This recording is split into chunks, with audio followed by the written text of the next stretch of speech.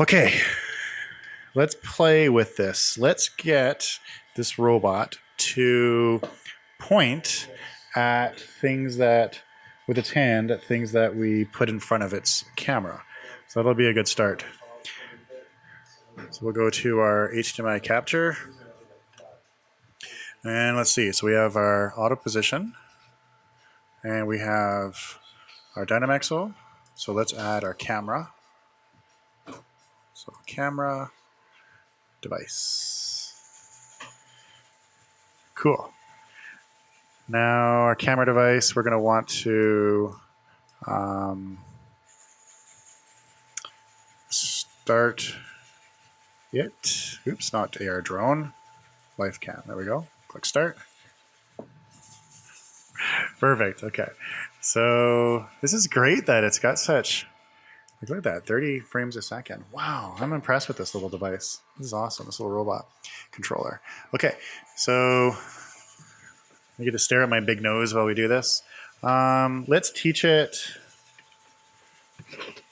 this box again, like we did before. So what we're going to do is we're going to hold this up and we'll go to multicolor and we'll edit the one that's here.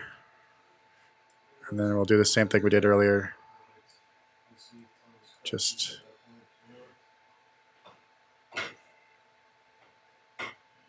you just want it to like get to a point where it starts to disappear entirely and then bring it back just a little bit. You can turn on the histogram, but the histogram equalization, I find you really have to play with this because it starts to bring up the brightness essentially. So let's bring up the saturation until it goes away. We'll bring down the saturation until it goes away. And we'll do the same thing with the luminance. Luminance removes like anything that's like a really bright white in the background. And any speckles you'll sometimes see. There. So let's try this. Yeah, that seems to work fine. Cool. So let's go back into tracking and turn that on and just make sure that we can see it. Yes, we can. So let's go into our camera configuration. Turn this off while we do this. And everything is so big. I think it's because we told it to do that desktop screen amplification so high. Hold on, I want to get, there we go. Let's go display, oops, not personalize. Go display settings. And let's change this from 150 to 125 because 150 is nuts. There we go, that's better. That's what we had before, but things were a little difficult in the capture card. Okay, so we're gonna wanna turn on servo tracking. Click that on. And because the head is not gonna move, we wanna do this thing called track by relative position. Okay, we'll turn that on. And the grid lines, we technically don't need them, so I'm gonna turn those off. And then we wanna specify, I guess we want one of his arms to point. So we can use both of his arms. Let's just start with one. So what servo do we want to use for this? I have a printout right here of all the servos. So we just want to see, we'll use this arm.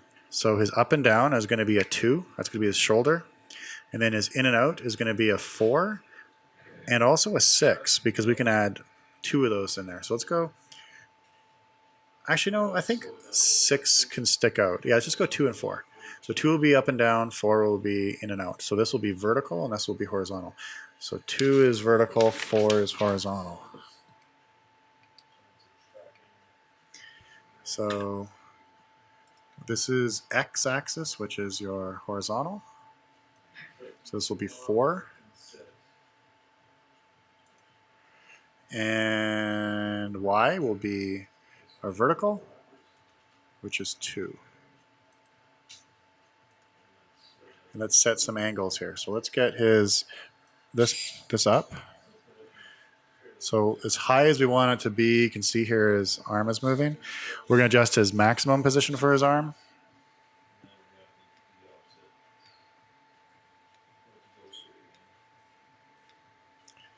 And so I think that's about good there to point upwards, maybe a little higher.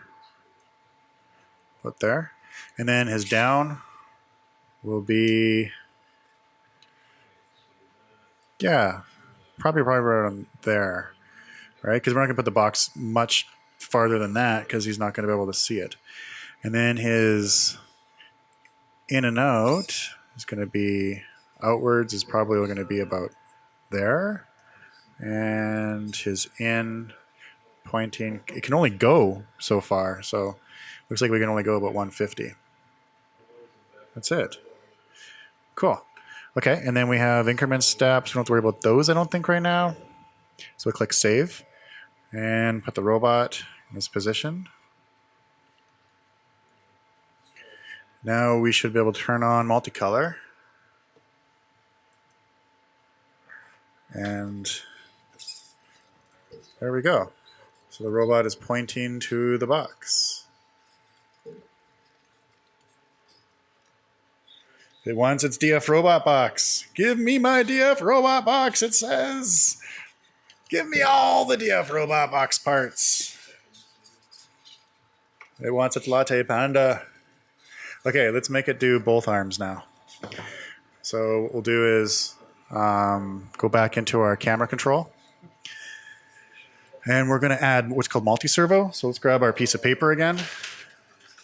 And we'll look at the other servos, which is, they're over here. So 1 is his shoulder and 3, so 1's vertical. So 1 is going to be Y and 3 will be X. So we're going to go into the board index, click a multi-servo here. We're going to click add, and we're going to add our 1. And then we'll do this. We can't adjust its in and out right now because look at its position. It's going to hit its leg maybe. Well, we still can. Let's see what happens. Oh, what did I select? D1? No. No. 3. This is supposed to be V3, not D1. What am I doing? V3.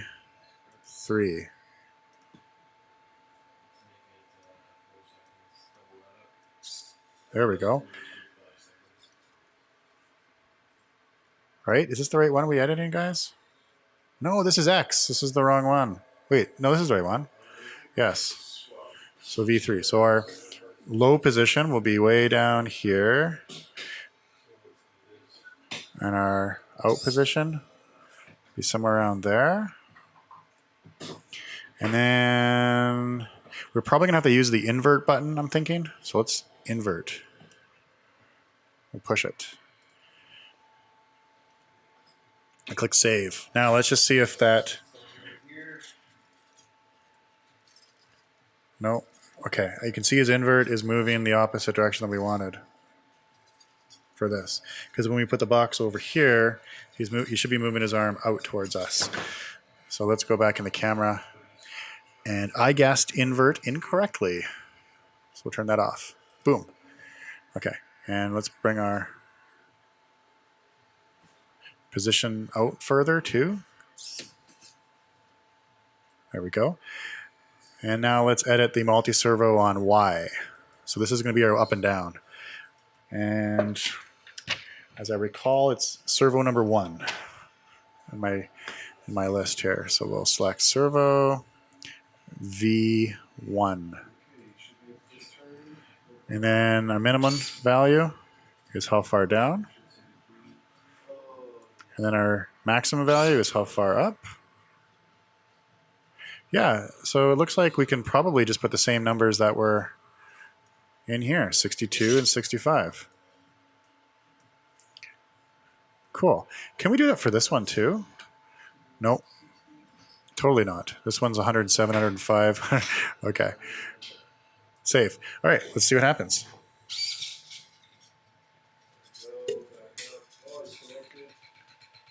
Okay, the only difference that I see, the thing that is kind of off here, is this arm. This arm's not. Oh, and his up and down is reversed. Look at. So we have to invert his Y axis on V1. Click invert on that. There we go. Let's do that. There, now he wants it.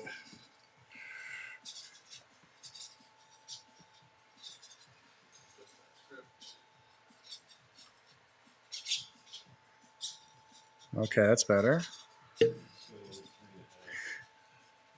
Okay, so this we can get a little crazier because his middle joints here, we can have those bend in as well when he points to things. So let's just make sure that we have everything set up the way we want it anyway.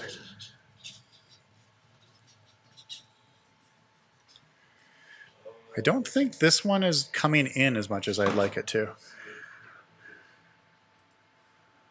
So let's take a look at this one. So what's our... That's our in. Oh, I think our out is pointing too far out. That's why. Yeah. Because how far is this one pointing out? 150? Oh, no, 150 is in. How about the outwards? 105? All right. Okay, let's try that.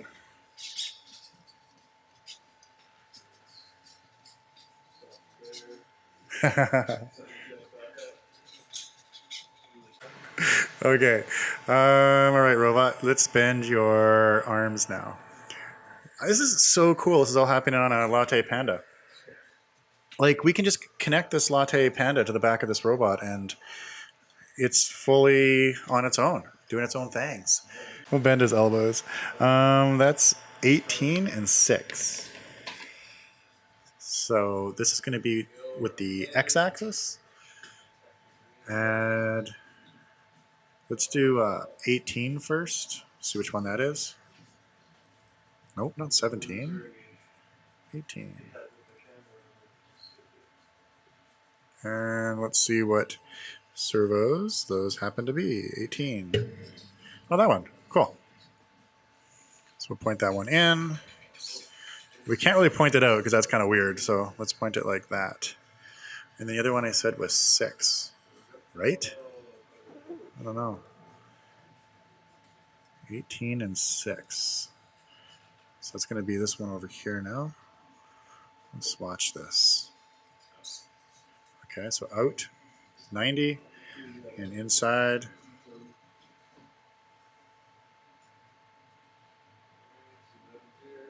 What about there? Okay. I don't think I have to invert it. Let's find out. There's only one way to find out.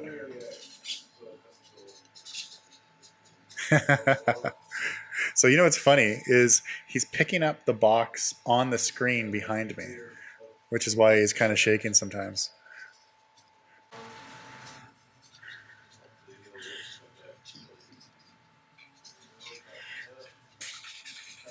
This is great. Okay, cool.